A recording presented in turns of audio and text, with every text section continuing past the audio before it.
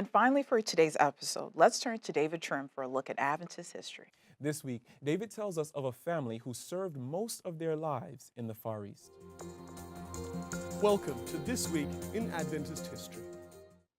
On September 15 in 1873, Emil C. Witzke, educator and missionary, was born.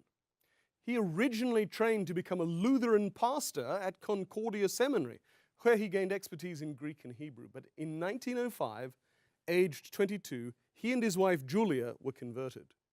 For almost a year, Emil worked in canvassing and evangelism, but in September 1906, he was appointed to teach modern and ancient languages at Union College, where he served for 4 years. In 1910, he became the first head of the Biblical Languages Department at Clinton Seminary, a German language college that the church had just opened in Missouri. Emil taught there for 11 years until he and Julia accepted a call to work as missionaries in Germany. From 1921 to 1925, they served at Friedensau, the Adventist college in Germany, but increasing ill health led him to accept a call to teach at Broadview Seminary near Chicago, which conducted its classes in German and Swedish. He lived only a year before dying of tuberculosis on June 30, 1926, aged just 52, a victim partly, as his colleagues recognized, of overwork. On September 16, 1895, Ezra Longway was born in the small town of Teresa in New York State.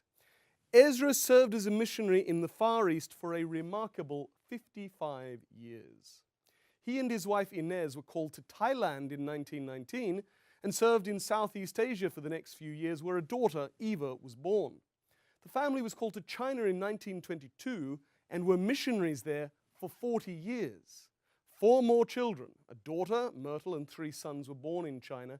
And here in this photo, you see Ezra, Inez, Eva, and Myrtle from Ezra's passport photo.